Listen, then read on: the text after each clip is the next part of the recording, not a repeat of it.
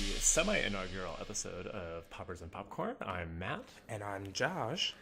Great. Welcome, Josh. And this welcome is back. we This is are sitting in my living room right now with all of our sound equipment, I guess. All of our sound brand equipment's out new. here. We've got booze flowing. It's great. It's Yeah. a good time. You're having tequila. I'm having gin. Mm-hmm. How was your week? My week is interesting. Not really. I do nothing. I finished Act 1 of my screenplay this week, so I think that's cool. That's important. Yeah. It means I'm doing something right for once. But yeah, no. I had a pretty good week. It's been really just like a chill week. Nothing really of note. I'm going to New Orleans next week, so I'm like preparing for that. So I love New Orleans. yeah, no, it's fucking great. I've only been once, but it's great. You've been before? I've been one. Yeah. Okay. Last April. So recently, I actually went right after they had their Pride. I forget what it's called. Southern Decadence. Southern Decadence. Thank you. Decadence. It's right in September. It's like Labor Day weekend, and I went the weekend after. So naturally, So the dildos were still sort of wet, but everything was in shambles. like your emotional state, the state of the country. So a little background. I hooked up with somebody there, and I'm not sure if it was a man or a woman. Legitimately, I'm when not they sure. when they took their clothes off, what was at the bottom? We only hooked up at the bar. Okay. Now we have to. What do you count as a hookup? Okay. No, I'm old fashioned. I consider a hookup anything that's like making out or. Okay. a So you little think bit you more. were fingered in a bar by a lesbian? It's what you're saying. You know what? Fucking maybe. Maybe I was fingered in a bar by a lesbian. Would I be that mad? No, I wouldn't be that mad. Would you be mad about that? I don't know if I'd be happy, but like I would. No, I don't. I guess I would. I don't know. It depends. It depends on the lesbian. It depends on who I am Depends that on the day. lesbian. Yeah. Okay, great. Well, on that note, what is the gayest thing that happened to you this week? I feel like I've had a really heterosexual week. The gayest thing that happened to me this week. Oh my god, I'm lying. So there's this design boutique, and they're called Hologram City LA, and they make just like really like not normal people clothing. Like they make like lace bodysuits and mesh pants. Oh, love it. And I don't know if you remember the shirt I was wearing when we met at Boxers a couple weeks ago. Josh, mesh, I remember the shirt. It was a real mesh, like cut across the chest and over the sleeve mesh. Well, I got these black and white mesh pants to correspond with that. And I got it for no reason. Like, it's not even like I'm going to wear this outfit. It's like $70. It's like, I'm going to wear this outfit out. No, I just bought them because I have these other mesh pants. And I was like, they need a friend. So I guess the gayest thing that happened to me this week is that I've decided to only wear mesh for the rest of my life with winter coming, which is really exciting. You know, I mean, that's really important. I think I think you're really doing great work for the community as a mesh human. I'm a motherfucking advocate. Okay, so what is the gayest thing that happened to you this week? Well, I went to a sex store in Chelsea, and I bought my first butt plug.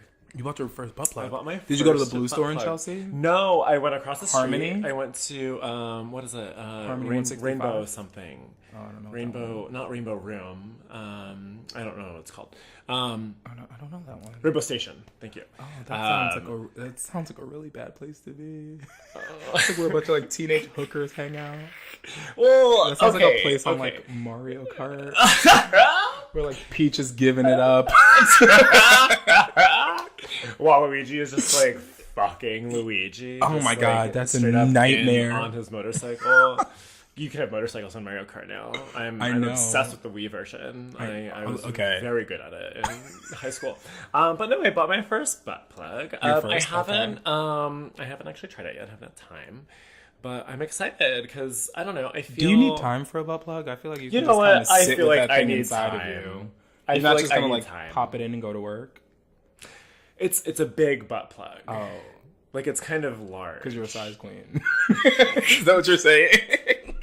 I am not a size queen. You just get giant butt plugs so that I got a giant butt plug so I can be more ready. Full disclosure, I am much more of ready a for bottom what? than a Fleet top. Week? You know what? If Fleet Week was every week, I would need a butt plug. If Fleet Week was every week, you'd be Pearl Harbor, is what you're saying.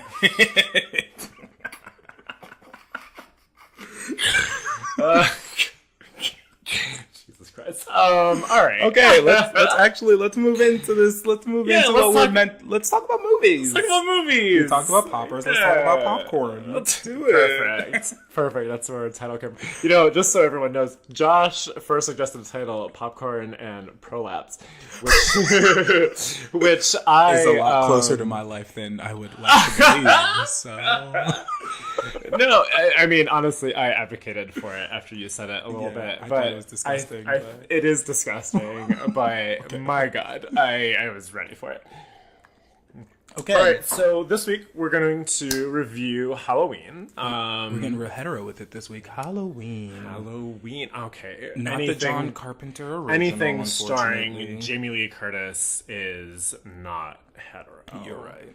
Let's be real. 2018's Halloween. Directed. We're on IMDb right now, so figure that out. I don't know who the fuck directed it. Directed by David Gordon Green. That's why I don't know who it is. What else has David Gordon Green done? He has done. He's done 29 things. A lot of TV stuff. He mostly TV stuff. Stronger. Oh, I'm sorry. He directed Stronger. What the fuck is that? It was the Boston Marathon film with Jake Gyllenhaal and Tatiana Maslany. Okay, so here's my thing about these films. The Boston Bomber movie? Yeah. Oh, okay. I didn't watch Here's my thing about films that are usually... Oh, he did Our Brand is Crisis. I don't know what that is. Sandra Bullock. Oh, that one was a good one. Oh, I remember when that came out. Our Brand is Crisis was a good one. Okay, what else is he? Your Highness. The Sitter. Oh, he did Pineapple Express? What the fuck? Oh, he directed Pineapple Express. I thought... Excuse me. I thought Judd Apatow did... I guess he just produced it. He must have just... Judd Apatow... How many things has Judd Apatow produced? It's That's like 800. True. Well, I mean, this was part of like that wave of movies that Judd Apatow... like late 2000s? Yeah, you're right. Okay, so we're getting off track. Halloween.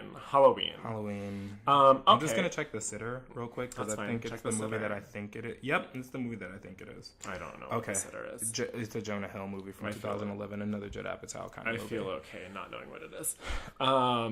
So, Halloween. How did you feel about Halloween? How did I feel about Halloween? Okay. So when the movie started, I'm just going to give you my quick overview of just like my mental state. So here's the thing. Normally with me, when I go to movies, I love to take a 20-minute nap during the setup. I think that Act 1 is a really good time to fall asleep during a movie. Because normally, and I'm probably one of the people that like Hollywood isn't trying to cater to. I'm one of those people that like, if I can wake up in Act 2 and still be into the movie and still know what's going on, then it's done well. Halloween. It's a really well done movie. And I think that... So I didn't take a nap during this movie. I couldn't because the people next to me were so fucking loud. I was so pissed. I was like so excited. I'm like, all right. Because here's also the thing that you'll learn about movie trailers is that a lot of Act 1 is the trailer. Yeah, that's true. Act 1 is literally a lot of the trailer. Except for like that area in Act 2, like the fun and games time where you get like the really cool moments. What about The Last Jedi? Well, you get those really cool moments. That's when you get the Act 2 trailer stuff. But the Act 1 is a lot of the trailer. So like I kind of already knew where we were going. We have like people coming in. They show the mask. Dogs are barking. Yeah. Jamie Lee Curtis is like, the bus has crashed. That's not her accent, but I think that's how she sounds to me. I don't think she has an accent. Now she does. Now she's like Leonardo da Vinci. So... Do you know Da Vinci's accent? Yeah, of course. Wow. Don't we all? Did no one see the Da Vinci Code? No, but... No, but like, so the movie overall to me, it was really fun. The thing is, so I love a slasher film. Yeah, okay. What's your favorite? It's funny. Halloween is my favorite slasher film besides Scream. I love the Scream movies. Besides Scream, okay. I love the Scream movies, but Halloween is one of my favorite slasher films. I love watching teenagers get murdered. Who doesn't? It does something to me emotionally, where I'm like, oh, this is hot. So like, I love watching teenagers get killed. Halloween, 5 of them got the fucking axe. Yeah. And I was like, oh, this is great. The Scream movies is just a bunch of teenagers getting killed until Scream 3 when they're adults. And they have terrible haircuts. Courtney Cox's haircut is horrendous in Scream 3. Yeah, no, so the cool thing about this movie is that it took me back to the slasher films that I've loved, where it was just like, there's a guy with a knife going around and giving it to people. The one thing I will say that I didn't like, he was snapping too many necks for me. I like watching people get like carved like a Thanksgiving turkey. There was that. There too. was a really. There was that. Too. Oh, we're gonna get into it. We're gonna get into the fence. Fence. The head with the light flashing in it in the police car. We're gonna get into Oof. that. Yes. Yeah, that turned me on. Yes. But yeah, I mean, I thought it was really good. I had like a lot of fun during it. Besides the fact that the people next to me were really fucking loud, taking me out of some of the moments. But I think I had a lot of fun. I think that a lot of the Act 1 stuff was weird. Like, I could have done without all these other crazy people running around. Like, I get it. He's in, like, a mental institute. There was a lot going on in Act 1. The reporter seemed pointless, but I get what they were there for. I get the purpose that they served. It wasn't needed, no, but I get it. It's fine. Totally. They can leave early. My dad left early, so like I get what it's like to be left in the cold, just waiting. So you really identified with Halloween. Yeah, I did. What did you think about Halloween? Okay. I am so fucking sick of nostalgia porn. Yeah. And Halloween is so much nostalgia porn. It just feels like what studio? Universal. It feels like Universal was like, shit, what properties do we have that we can turn into nostalgia porn for a opening weekend box office win? And they did it. Yeah. Halloween, the original Halloween. I love the original Halloween. It's my second favorite slasher film to I would say Texas Chainsaw. Texas Chainsaw's okay. Texas Chainsaw's good. God, it's so good. Oh my the God. original Texas Chainsaw? Or we're talking Jessica Biel? No, the original. No. 70s. I'm talking 70s. Yeah, that was a good one. That's a really good one. It's not a really good one. It's a fucking masterpiece. Let's be real. Okay. Thank you for trying to change my mind. You're welcome. That's what this whole podcast is going to be. I feel it. No, and there are so many things that I had fun with the new Halloween. There's one shot that I do definitely want to talk to you about at the end in the third act with a musical cue that I adored. But I'm just so tired. Halloween to me, the 2018 Halloween, David Gordon Green's, feels so much like The Force Awakens. And The Force Awakens is a movie that I do really, really like, as in that it is very deeply entertaining. And I feel that way about Halloween as well. But The Force Awakens is probably the least ambitious of the Star Wars episodes that is made. And I think Revenge of the Sith was anywhere near ambitious? You know what? Revenge of the Sith is very fucking ambitious, and I will we'll get into that on a Star Wars episode. We're gonna do a Star Wars episode. It's gonna be loud and long. No, but I feel like Halloween was very much it was playing safe. It was playing to the things that they knew that fans wanted, and yes, I did want a lot of these things, and I enjoyed a lot of these things, but it was missing a certain amount of ambition that I would look for in something like The Last Jedi. Okay. Okay. Where do I? You said a lot of things, and I have a lot of feelings about everything you said because I feel things. No, I get where you're coming from, but I think that the one thing that I'm gonna defer from The Force Awakens in this, I feel like The Force Awakens tried to copy and paste a lot of Star Wars memorabilia into a movie. I think that's fair. Halloween, the DGGs. I'm not gonna say his whole fucking name. He's gonna David Gordon Green. Yeah, DGG. I'm gonna say it the whole time. Are you? Okay. Yeah. Mm-hmm. So I think the 2018's Halloween DGG's movie. I think that it tried to do a thing where it debunked the stupid things from the subsequent 6 Halloween movies. Right. We should clarify that this Halloween 2018 is a direct sequel to the original Halloween. It is not a sequel to Rob Zombie's piece of trash. And also, that also erases the fact that Michael Myers is supposed to be Laurie's brother. Yeah. Correct. So, because they did that in this Halloween too. Right. I think also what it wanted to do was, I think it wanted to be one of those, you know how like right now movies are doing this thing where they're very self-aware? It was trying to be very self-aware. where, you know, she like looks at the science and she goes, "You're the new Loomis," but it wasn't like we kind of kept going on that. It was just like fucking the self-awareness in these the like little in jokes. I fucking hate them. But I think so much. I think it worked in this movie. And also so here's one of the things also that I was gonna agree with you that this was gonna be one of those movies where we're just trying to like dredge it up and tread it over and over and like try to be the same, like we're trying to copy and paste. But the kills were different, and I think were good. that's the thing, is that like the kills were very different. And also this movie could have done things where it had like copy and pasted moments from the first Halloween and try to play it off as, ooh, look at this. You remember this? Remember this? Remember when we did this? Like, so John Carpenter's Halloween has this one iconic moment that in film school we watched. Really? Yeah. When she's hiding in the closet and like he kind of like walks away and like it's really quiet and then he bursts through the fucking closet. That's fucking terrifying, number one. It is. And number two, it was like it's a moment that like could have easily been redone here with like another teenager, but she could kind of. It wasn't the whole her hiding on the floor in the closet and him busting through. No, but he was hiding in the closet and then the door opened, so that was like a little bit of a different thing. We did get the whole sheet over the head thing like in the first one. Oh god, that was horrifying. When this that one. girl pulled the sheet off and then it was him sitting there. This time it wasn't that.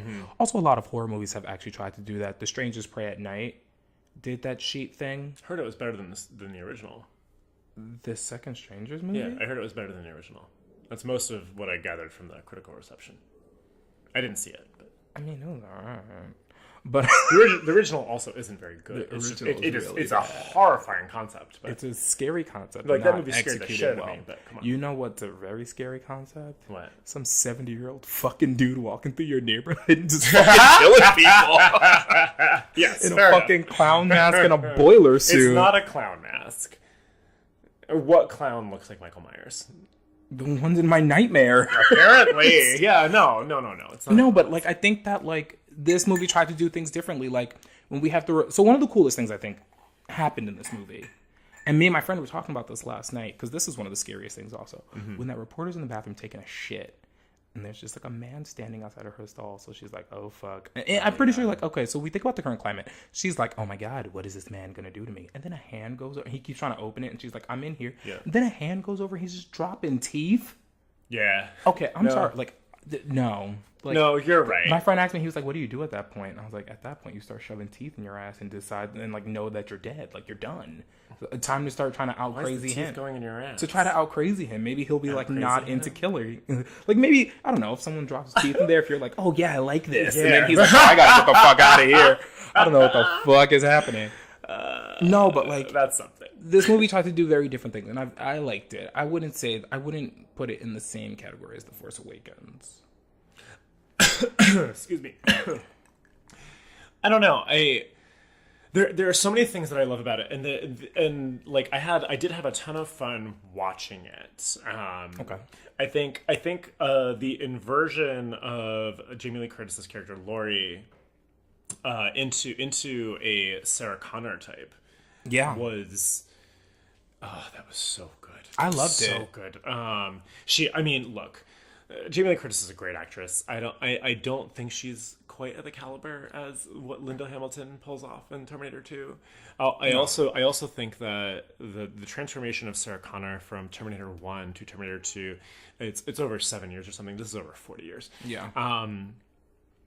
And that is really well earned in Terminator 2, and you get to Halloween where you have Jamie Lee Curtis. She's a mom. She's a grandmother, actually. And you have Judy Greer plays her daughter. We'll talk about that mess. Oh, I like Judy Greer. Okay, we'll talk about that. Okay, but no, and I think you get to a point where Jamie Lee Curtis's character is the film is almost critical of the fact that she's like her heroism, and that I found interesting. But I also think it's been done better, and it's been done a lot lately. So, okay, the thing about Laurie, and like, it's really weird to me because I think that this movie did a really good job of like showing that everyone in this world can't fucking stand her, but she's supposed to be our protagonist. Like, this movie does a really good job, and like every time you see a character kind of like step out against her, you're kind of like, oh, I can't wait to watch this motherfucker get gutted. Like, it was weird. Yeah, it's true. But it's also like Jamie Lee Curtis is great. I mean, in the middle of this movie, she could have stopped acting and been like, don't forget to buy Activia. And I still would have been like, oh, this is perfect. No, I think Jamie Lee Curtis's performance here was amazing. It was amazing. It was amazing. She was the doomsday prepper. It was not amazing. It was. I think it was amazing. She was a doomsday prepper, and it was a very good. It was a very good doomsday prepper. In the time of like, remember when like there used to always be like those joking people in these end of the world movies where they're wearing the sign like the end is nigh and the end of the world's happening, and they're like, In this movie, in this movie, she has a sign that says the end is nigh. No one listens, and then the end of the world happens. Instead of her being as confused as everyone here, she's like, time for me to fucking save you, asshole. But so much of it felt so forced. I don't know. I love Jamie Lee Curtis. She has a screen presence that is completely undeniable. Let's be real. 100%. But like, I got so sick of the forced deliveries of a lot of her lines that just felt like you could feel the writing in what she was saying. And when that's happening, I never am like, this is an amazing performance. I felt that about Judy Greer. Really? I actually really liked Judy There was Greer a point that I thought she was reading off of a fucking cue card. Are you kidding? When they were at dinner, and she was like, this was my childhood. I like remember when she was like explaining like the guns and everything. She said Judy Greer's character does say, this is my childhood, like 14 fucking times. Like also like it looked like when she was explaining at dinner like the trauma that she had, and she was like, this is the reason why I wanted everything to be better for you. Like it literally, her eyes, number one, were blank. And number two, it looked like she was like, I'm pretty sure she squinted at a point. I'm kidding. But she's like, change the cue card. No, but like there was a point Judy Greer to me felt so flat a couple of times that halfway through the movie, I was like, if she doesn't get fucking killed, I'm going to be really mad. I can excuse a flat performance if your character is going to die. Okay. You want me to tell you who the star of this fucking movie is? Go ahead. That kid in the pickup truck that wanted to go to dance class. Okay. Hear me out. So, there's a character who's like, he's driving with his dad. This is when the bus crashes, all the crazies are out, but he's driving with his dad, and like, he's like, look, I know, Dad, like, you wanted to go hunting, and like, that's really cool, and like, I really like that. Like, I really love spending time with you, Dad, but like, I really wanted to go to dance class today. And the dad was like, is it mean that much to you? He's like, yeah, I mean, don't get it wrong. Like, I love time with you. Like, you're my dad. You're one of my favorite people. But like, dance class, like, it means something to me. Like, I love doing this. And like, for some reason, I was just like, is he going to be like in Step Up 6? Like, are we setting this up right now? Because I'm here for it. Step Up and Halloween in the same movie universe, just like Marvel. No, what I was like really excited. Like, I really loved this kid, and like, he was really good. And then they see the crazies. The dad gets out the van, and you already know step one, you're dead. And I was like, okay, well, fuck, like, that dad is gone. And I'm like, all right, well, kids are safe in this world, right? Like, you don't. No. Here's the thing: you don't kill kids in movies. Like, you kill like you're allowed to die in horror movies from ages 15 on, or so I thought. So this kid goes out. He's got a gun. He's like, first of all, he's also a dancer that can shoot a gun. I'm sorry, this kid is going places. He's like sifting through the crazies. Well, he doesn't give a fuck. And then like he opens the bus. Someone says don't shoot, and he shoots him. Then he goes to run away, and then he gets like fucking his neck snapped. Mm-hmm. And I was like, oh man, I was really rooting for that kid. No, I agree. I really liked that kid too. I thought that kid's acting was great. Like, what is his name? Like, I really want to cast him in something. Like, what is his name? I mean, of course, we love the kid who wants to go to dance school and not football. But 100%. Yeah, no. Like, but. I don't. I feel like all the kills in this were generally really, really fun. Mm-hmm. And I wonder like what is the goal of this movie though beyond making money? Beyond making money, no. What is the goal of Halloween 2018 beyond making money? I think that I'm sorry, I'm like getting notifications from my coworkers or whatever.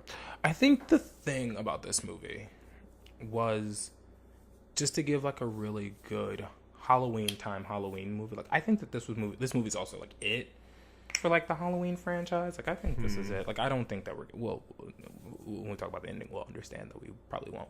But I think this is it. I think this was just one of those things where it's like, it's the 40th anniversary. Let's do it. I mean, Jamie Lee Curtis is still alive somehow. Oh, come on. She's kidding. in her 50s. Yeah, she's in her 50s. I'm kidding. Yeah. I'm kidding. But I'm like, like, let's do it. It's been 40 years. We all got some free time. Let's make a movie that A, we know is going to make money. B, we know has a really good fan base. And C, 6 out of the 7 of them are absolute trash. Is that how many Halloween movies there are? There's 7? There's Halloween 2, 3, 4, 5, well, H2O. 3. I remember H2O. H2O, Resurrection, and Rob Zombies. Doesn't the Rob Zombie one have a sequel? No, it doesn't. It doesn't? No, it does not. Okay. 2007's was the one right before this. Okay, interesting. Wow. So, okay, I mean, it's only been 11 years. Yeah, is it time really even for Halloween to really? I mean, look, are we counting Rob Zombies? What? Are we gonna count Rob Zombies? I wasn't gonna count it. Oh, it counts. Come on. I wasn't gonna count it. That movie was trash. Should we count Phantom Menace? No. Yeah, we do. We count Batman vs Superman. We count Phantom Menace. We count X-Men: The Last Stand. We're good. So we count all the bad Halloween movies. Okay, fine. No, we have to count them. Okay, so it's been 11 years. It's been 11 years, and like, is 11 years enough time for us to really be yearning for another Halloween movie? I wonder. There was a crappy Friday the 13th, not Friday the 13th. There was that crappy Friday the 13th remake, and there was the. Did you think that with Jared Padalecki? You thought that was crap? Yeah, it was crap. We'll talk about that. Come on, it was shit. We'll talk about that. And there was also the Jackie Earle Haley Nightmare on Elm Street, which was horrendous. Oh yeah, that one was really bad. It was from like 2010 or something. Mm-hmm. I was in high school when that came out. And I just you were in high school? Wow. I was like deep into college. What the fuck? How old? Yeah. Are we that? I'm a daddy. You're like daddy issues, but anyway. No, but I wonder. Like, I mean, yes, Halloween 2018 is the best reboot of a slasher franchise by far. By far, it's the best one. All the how many Texas Chainsaw reboots have there been? There's been like 7, I feel like, and they're all horrible. Wasn't the last one the Jessica Biel one?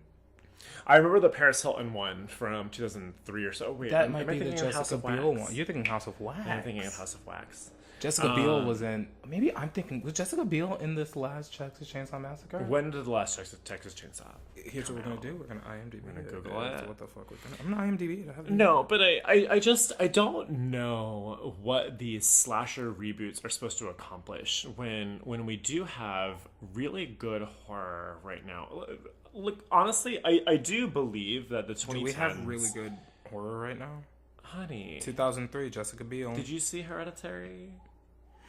I did, and that was good. That was. Did really you see good. Get Out? Oh, I'm sure you saw Get Out. I... No, we are in the midst of something of a horror renaissance right now, I would say. And Halloween to me feels like a not a major step backwards. It's a good movie. It just is. It's well made. It's scary. It's fun. Whatever. But as far as like what we're talking about with horror today, Halloween feels like a little bit of a step backward compared to something like Hereditary, something like The Witch, something like It Follows. But what's really interesting is that horror is like taking like the thing about horror in the 2010s. It's been very like supra and supernatural when it comes to like the kind of horror that we've been seeing. I feel like we're not the age of the slasher, like the 70s and 80s were slasher territory. Correct. Like by the time Scream came out, slasher was on the back end, and so was Wes Craven. Like everything was just like. And then he made his best film. Exactly, he made his best fucking film. Yeah. Exactly. So I think that like right now in horror, like maybe people felt that there's been a deficit of slasher. Like, I mean, there are diehard slasher fans. Like, there are people who grew up on slasher as the horror genre. But no, horror is so much bigger than slasher. Oh no, 100%. But I'm saying, like, right now we're in a time right now where, like, before this, when was the last good slash? And I'm not saying good like great. Like, when was the last good slasher film? No, you're right. Because this was a good slasher film. This is a good slasher film. I can't. Does The Strangers count as a slasher film? Yeah, and it sucked. But you know what? The Strangers is a bad movie, but it scared the shit out of me. I will say, The Strangers, the original Strangers, I didn't see the second Did the movie scare the shit out of you, or did the concept scare the shit out of you? You know what? Some of the filmmaking in there is not the worst, and it's not a perfectly executed movie. Okay, wait. Sorry. Does this count does The Strangers count as a slasher film? Yes. You think so? It's only two people that they're slashing. Well, they kill those parents. They kill the grandparents. Fuck, you're right. Okay. Then I would say that The Strangers is probably Hell, I mean, a slasher film to me is somebody running around with a knife, and there's 3 people running around with knives in The Strangers. Fair enough. I would say The Strangers is a better film than Halloween. Just in terms of what the lasting impact was. I do think that it's just... I'm sorry, I just like processed what you just said to me. Oh, are you mad? I'm not mad, but... Are you mad? Do you think The Strangers... Okay, The Strangers is better than Halloween. That's interesting to me. Are you mad? No, I'm not mad at all. I think that's a very interesting... I just think it's interesting. I'm perplexed more than anything. Okay. I think that... So what makes, in my opinion, what makes Halloween better than The Strangers to me is that one of the problems with The Strangers is that there is only 2 people. And if you understand the whole idea of the final girl and even the point of the slasher subgenre in and of itself, you're like, oh, there's only one girl left and she's running? Well, we're not going to kill her at minute 30. Like, true. I think the problem with The Strangers is that they killed everyone too early. That, like, there wasn't much suspense after that for me. It's just a girl running around a trailer park. Also, I think The Strangers was too big of a world for me. So the cool thing about, horror movies to me, they fall into a category. I forgot his name already. Blake Snyder, who wrote this book called Save the Cat. And he categorizes horror films as monster in the house movies. And what you need for monsters in the house are a monster, a house, naturally, and you need like a power source. Like the it could be pure evil, it can be revenge, it could be anything. The thing that makes the monster want to do. And sometimes also the fourth thing that you need is punishment for something. Like Jaws is a monster in the house thing, but the reason why the shark was able to get onto the beach is because of human greed. Because they were like, oh, we can keep the beach open. Yeah, and people are getting fucking eaten. Great example. And one of my favorite films. Yeah, so I think that the problem with The Strangers is that we had a monster. We sort of had like a house. Maybe it was a little bit too big of a house. I think the campgrounds, yes, we lock them into the campgrounds, but I think the campgrounds were way too big. Like, it got to the point that things were a little unrealistic for me. Because when you think about how big this campground was, and you think about the last place you saw one of these people, like, okay, perfect example. I'm sorry to stray off here, but like when the 2 kids are at the pool, and like they take out Pinup Girl, and like Bagman comes running at him. I'm like, the last time we saw you was in a car by like the tents when you killed Papa. How did you get here so quick? And you're not even running that fast. Yeah. Okay. And I think that the cool thing about Halloween to me was that, like, one, we all know, if you know Michael Myers, you know for a fact his power source is, I'm convinced he is Satan. He's supposed to be Satan. Like, if I'm going to come from a very Christian mindset here, he's supposed to represent Satan, because he does to me. When I think about what the devil looks like, it's very much a boiler suit and you called it not a clown mask, but it's a mask, all right. It's not a clown mask. It's a nightmare. I think that, like... It's a nightmare, for sure. Yeah, I think that, like, Michael Myers is just, like, this, like, fucking... Like, he's a nut. Like, he's more than a nutcase. Like... And it was really funny because I texted my friend. I was like, does crazy, like, trump age when it comes to, like, bodily, like, function? And he was like, what do you mean? I was like, okay. The last time Michael Myers went killing, he was 21, and that was 40 years ago. So he's 61 years old right now. and he hasn't worked out in 40 years. But he can. How do you know he hasn't worked out? He's been in prison. He's been in a psych all ward. he's been able to do. He's been in a psych ward. I don't think he's exercising. Because when they're outside, they're chained to a cinder block just getting vitamin D. Yeah, fair Also, enough. I don't think that they're going to put a guy who murdered with anything that he can... Like, they're not going to give him weights. Yeah, okay, yeah. But, I mean, he could do push-ups in his room and shit. But this is minor. The one thing I don't think Michael Myers is worried about is his physique. I don't know. I mean, the thing that is so attractive. Also, when you look at his body when he's in that like white suit, he's pretty just flubby. Well, no, I know, but like... the thing that's so attractive about Michael Myers as a villain is that he is such an enigma. Mm-hmm. He is essentially nothing in a human suit. Yes. And that it is just void, skin and void. Yeah, no, it's skin and void. Yes. And the idea of understanding him is such the antithesis of Halloween, and I think that's something that this movie handles very well, because a lot of the sequels of the original Halloween are like, oh, Michael Myers, he's Laurie's brother. Oh, you mean like number 5 when like Loomis was like in that house and was like, Michael, tell me something, and we're like, wait a minute, why are we yelling lines at him? It feels real Shakespearean now. And it's great that he doesn't speak, and I love the moment in Halloween 2018 where they're really trying to get him to talk. Mm-hmm. In the car scene. Okay, sorry, hang on, tangent. Thank you. That's actually one of my favorite scenes in this whole movie. Same. That's one of my favorite The things. scene in this movie where Laurie's granddaughter Allison. I just know her name because you. they're continually yelling it. And she's nowhere near them, but they keep yelling her name for some reason. But the scene in this movie where Allison is in the backseat of the police car with the Michael Myers psychologist, and Michael Myers psychologist puts Michael Myers at that point. They had just hit him with a car. He's unconscious. Don't think that like his hand was being held and he was walking in. Exactly. But no, unconscious Michael Myers is sitting next to Allison in the car. That is, to me, the most exciting and most tense scene of this movie. Because it does so much with who Michael Myers is, and it plays with that teenager premise a little bit in that too. The psychologist is a character who really serves one purpose, and that purpose is destroyed rather quickly after this scene. Because his purpose was his actual purpose literally is to get Michael Myers to this house.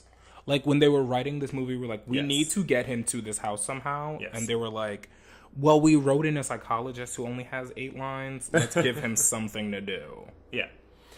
And well, okay, but getting to that third act, the third act of this movie is pretty great. Oh my God. Okay, we're gonna do an act by act breakdown at some point. But yeah. No, but Allison sitting in the car with Michael Myers, that to me was a very, very human fear. Mm-hmm. And I think that's what Halloween has always boiled down to, is this fear of something that looks human, acts human, walks like a human, but just isn't. And not to say that Michael Myers is some super villain or whatever, he kind of is, but the fact that Michael Myers is just sitting next to her, and he is, he's just sitting there, he's unconscious, and the mask is like at his fingertips and everything. It's really horrifying, and it's done really, really well.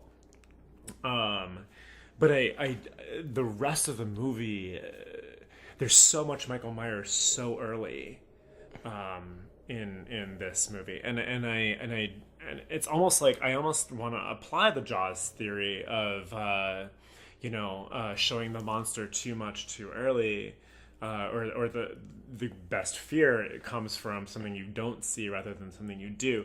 And there's so many scenes that are framed from Michael's perspective, where he's going to house, where I kind of lost the fear in myself. I was like, oh, this is something I'm watching, not something that I'm afraid of. Well, see, this is where me and you are going to differ, because I think that they balance this very well, where like they do show a lot of Michael, but then there's also a lot of expertly put moments, like when the reporters are at the gas station. There's so much Michael in the background, but he's not the main thing happening.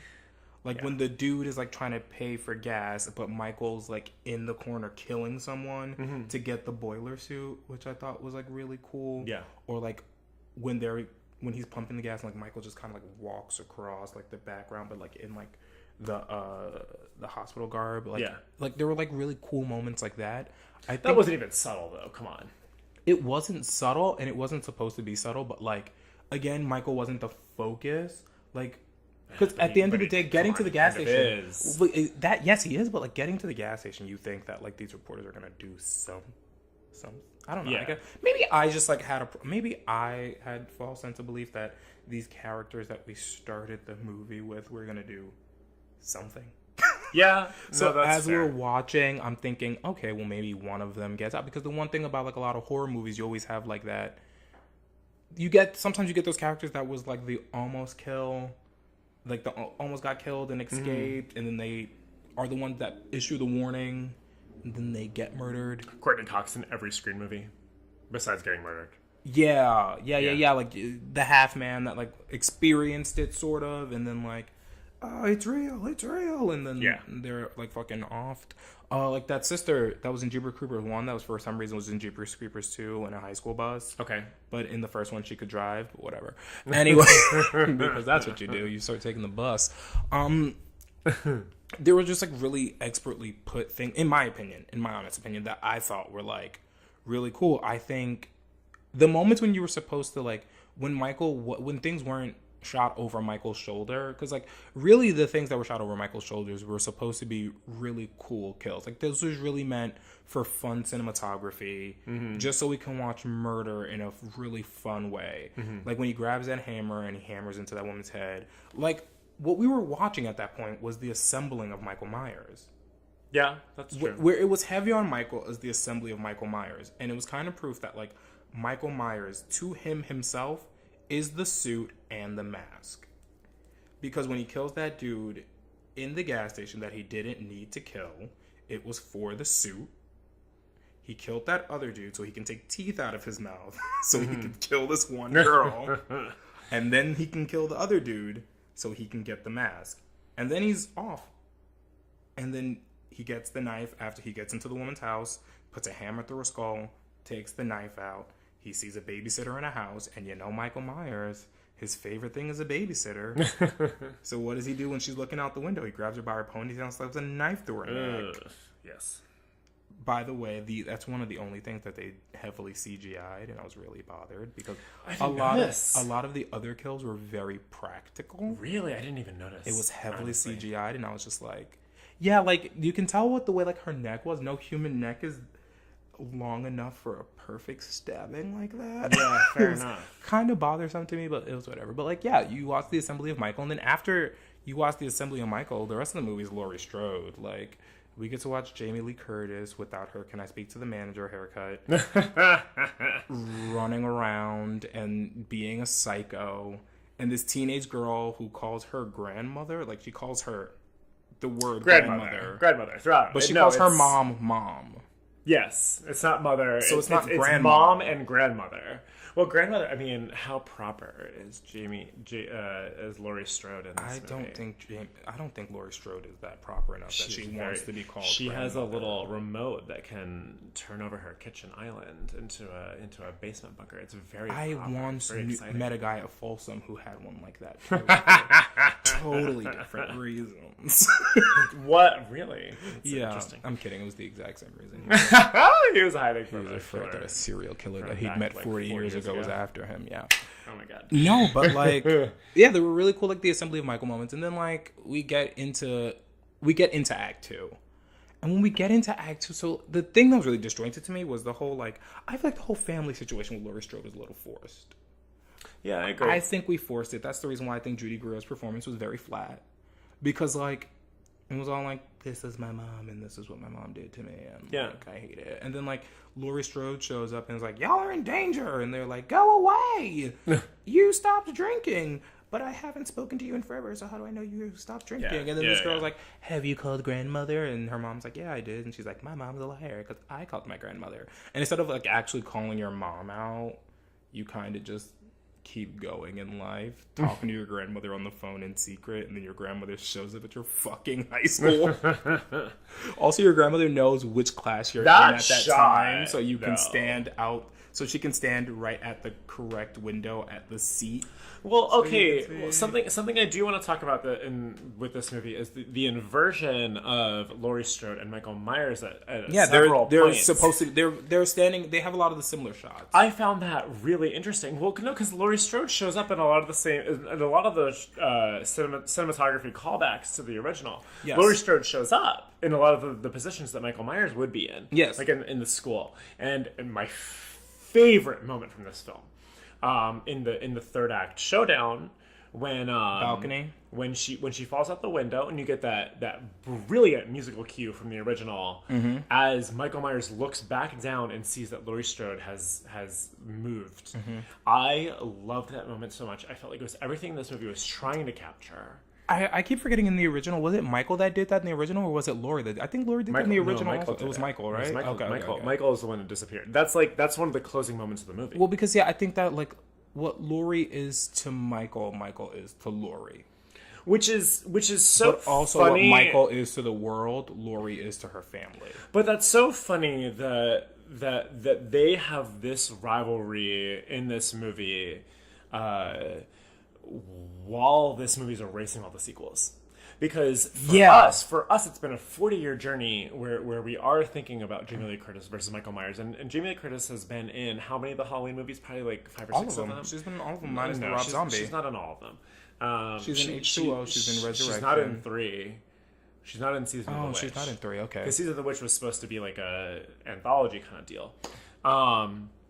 But no, like Laurie Strode in this movie is supposed to have kind of like they're supposed to have like a kind of a Batman Joker kind of vibe, and you take that while the film erases so much of what has made that concrete in cinema history, I think, and I found that really. It was troublesome almost to a degree, to a point where I was like, well, do I care about this rivalry that much? Am I invested in Laurie Strode versus Michael Myers after 40 years if 39 of those years has been erased? Well, also, here's the thing. And like this is also like one of my, I told you I have a lot of popular opinions and unpopular opinions. Here's one of my unpopular opinions. I don't understand why Laurie Strode and Michael Myers have a rivalry. I can see why Laurie Strode has something against Michael because of what she went through. Well, yeah, of course. But for Michael, that was just like a day in the life. He was just out there just killing, and she was just kind of like, if we take away 2 through the rest, he was out there killing. She just didn't get killed. Well, I think I don't think Michael Myers has like the brain capacity to be like, oh, I didn't get her, I'm upset. Like that one shot where he's looking through the mirror at her out the window, which, by the way, great shot. Beautiful. Really awesome. Yeah, really great. Perfectly done. I don't think that like he would have sat there and stared. I don't think he would have remembered what she looked like with aging. You think so? I don't think. Well, because to me, I think Michael Myers is out here just killing to kill. But what works about the rivalry for me, and again, it's not everything, but I mean, Laurie Strode is kind of the one that got away. Yeah. And, I mean, okay. And I think that's kind of what puts Michael on the path to go back to her. Just because, but like, granted, trying to understand Michael Myers is it's not the right path to go down. But it's also really weird because like I feel like he wasn't really going after her. Yeah, he was. Come on. But I don't think so. So here's the reason why I don't think so. Because here's why I don't think so. Remember after she saw him and he was like exiting the house? Yeah. He was walking away from her. She shot him from behind. She chased him. That wasn't the right moment. I don't think he cares about a moment. I think he does. Do you? Yeah. No, okay. I did just say that trying to understand Michael Myers might be hearsay. Yeah, But, I don't think so. The reason why I don't think he cares about a moment is because, like, he was just shoving items in people. On. He went back to the same neighborhood, the same neighborhood that he killed his sister in. Okay, but like Laurie Strode is actually, he didn't go back to the same house. Remember, he was just like in that boy's house, and then he exited and was just like walking around the street. Well, I mean Laurie Strode's house. That's after they drove him there. You're right, they did drive him there. Like so it wasn't even like he was like. Remember, Laurie Strode also, the house that she's in, she drove off into isolation. That's true. So, like, she went to go live in isolation, and, like, the house that, like, the family lives in isn't, like, that same home, because the daughter was raised in the isolation house. Yeah. They found a house in a random neighborhood. I just think that, like, first of all, I don't even know how Michael got to that area. Did he drive there? Because after he kills the reporters... He kind of just, like... appears. I mean, I assume he got into their car. Well, remember, he got to the gas station. He drove behind the reporters. So Michael Myers has a driver's license. I don't think he has a driver's license, but he probably knows how to drive. I'm pretty sure you don't need a driver's license to get into a car. That's true. Yeah. So and I guess he drove to the area. I think the thing about Michael Myers, he's centered around the very first murder he committed, which was his sister. Mm-hmm. And I think on the day that he murdered his sister, he's just out there to kill? Maybe. I don't think that there's... I don't think in Michael's mind there's a Michael versus Laurie. I think what it was in Michael's mind, I think Laurie was very self-centered. Where she's like, he's gonna come after me. And then he was just kind of like killing everyone but her.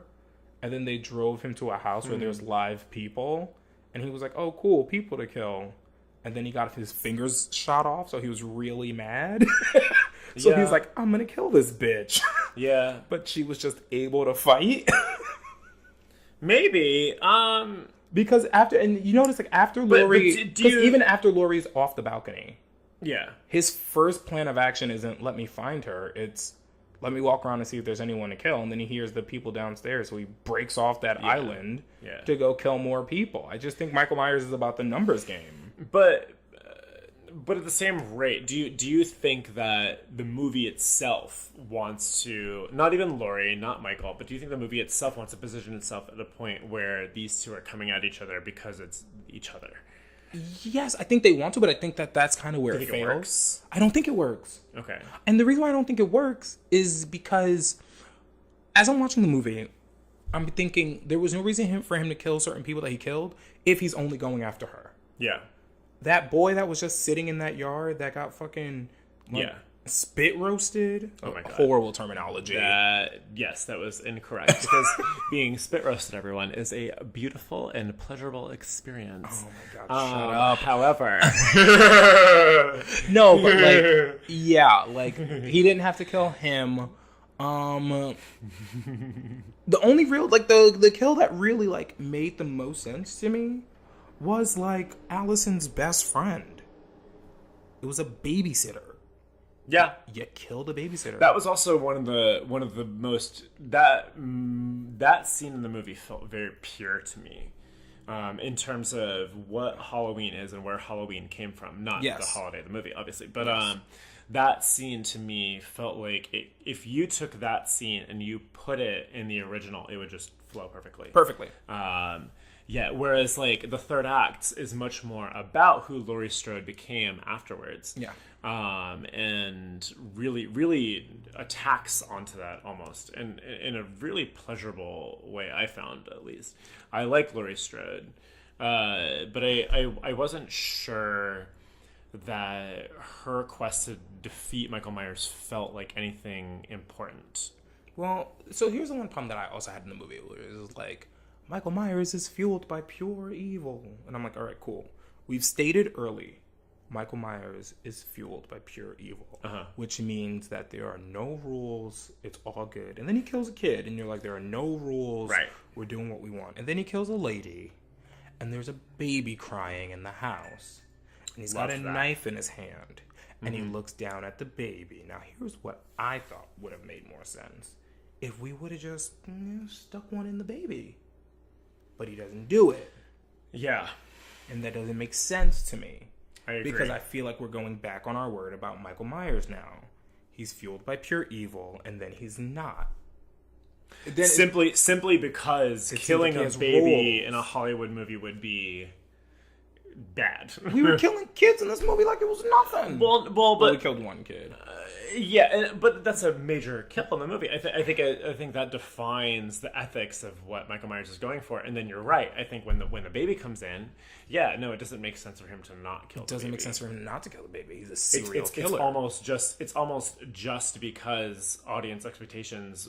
And I did like that moment because you do have this assumption that he is going to kill the baby as he's approaching the crying. Yeah. You hear the son getting louder, and when he doesn't, it's a little bit of a surprise. It's a relief, frankly. It's a little bit of a disappointment. And I think, okay, but it's an emotional relief. Come I would on. have preferred the baby got killed. I'm like not even kidding. I would have really loved. And the reason why I say that, I'm not saying like I want people to kill babies. Right, of course. What I'm saying is the reason why is because it would have taken the film to another level for me, I think.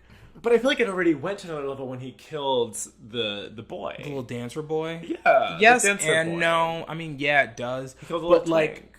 I think, what was that movie? What was the John Krasinski, Emily Blunt, Quiet Place. A Quiet Place? Great. We killed a younger kid That's true. We killed essentially a toddler. in like minute 2. Yeah, great movie. And honestly, killing a little 14-year-old dancing boy, like he wasn't even 14, maybe like Yeah. 11. Killing a little 11-year-old dancing boy is nothing when you kill a 2-year-old. Yeah, that's and fair. like I'm like, all right, well, if we're gonna take us up a notch, if we're gonna be like, ooh, we're so horror hardcore, we're Yeah. gonna stab a baby. Yeah, We didn't, we didn't. and I was kind of upset about it. That's fair. I prefer the baby stabbed, is what I'm saying. Okay, I mean, I don't. Okay. But I understand where you're coming from, and I do think that type of the decision to not kill a baby is almost it almost is kind of the movie's own undoing. You think so? Yeah, because I feel like this movie wants to be so many things. It wants to be the resurgence of the Halloween franchise. It wants to be justice for Jamie Lee Curtis. And it tries to do all those things, and it does all those things like fairly well. But in also trying to be just like popular entertainment, it kind of disrupts itself. Mm-hmm. And I think that is the larger problem with reboot culture at large, is that when we're making a Force Awakens, when we're making a Halloween, when we're making some other third one, we're getting to a point where these things are made to be crowd pleasers, and they're not made to really challenge what came before and what could come after. Okay. Unlike The Last Jedi. Unlike The Last Jedi. Unlike The Last Jedi. Which challenges everything about Star Wars. Hello, hi, this is me, this is Matt, and The Last Jedi challenges everything about Star Wars ever, and it succeeds in everything it tries to do, because The Last Jedi is a blockbuster masterpiece, one of 2 this decade, next to Mad Max Fury Road, and The Last Jedi is a masterpiece. Thank you. Okay, so do you have any final words about Halloween? Should we do a star rating? Yeah, let's do a star rating. I'm gonna go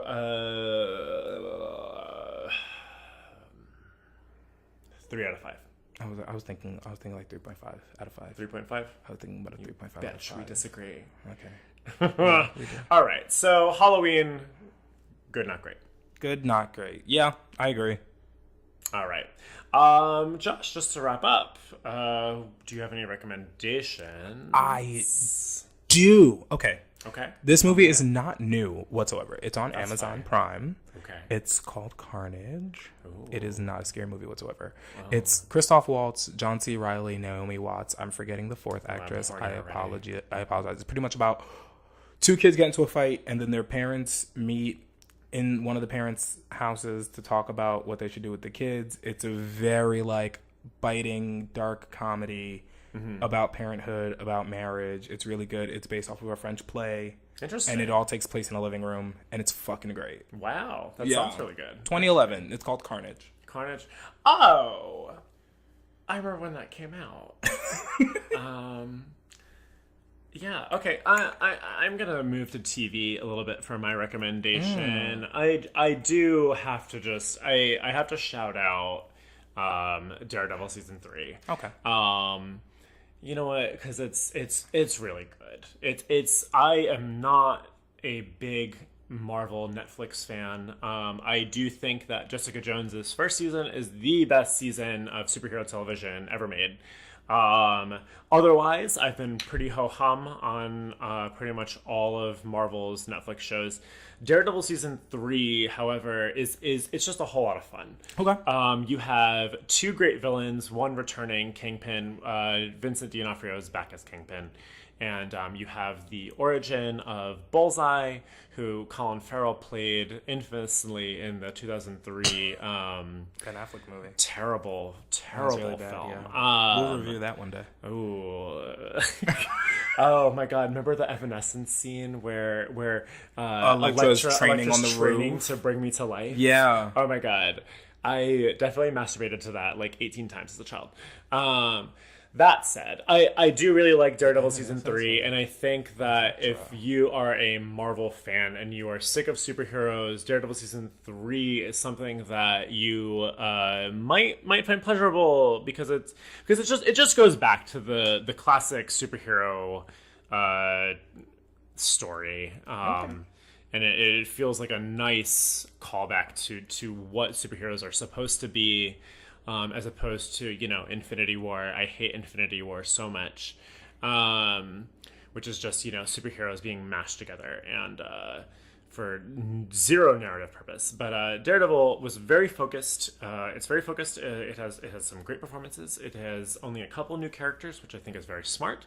Of course, season is 13 hours long, and it's way too fucking long because Marvel does not know how to trim their seasons down, and it's really bad, and it shows every season, but this is one of the better ones. Okay. So that's my recommendation right now for this week. Nice. Okay. So you guys got a movie recommendation and a TV recommendation. You did. Josh's is like an hour and 90 minutes or something. An hour and 90 minutes? I don't know what that means. It's like 3.5 hours. It's 2.5 hours. You got one from Josh that's probably like an hour 45, and you got one from me that's 13 hours. Sorry. That shows who we are as people.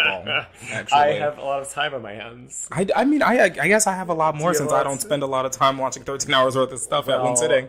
You should watch Daredevil. I'm planning on it. And until next week, everyone, this has been Poppers and Popcorn, and we'll see you next week when we talk about something. I don't know. We haven't decided yet. We haven't. Yes, we have. Have we? Well, technically, no. Technically, no. Okay, yeah, no, we haven't, actually. You're right. We haven't. We can edit this out. Okay. All right. Have a great week, everyone. Talk to you next week. Don't die. Bye-bye. Don't die.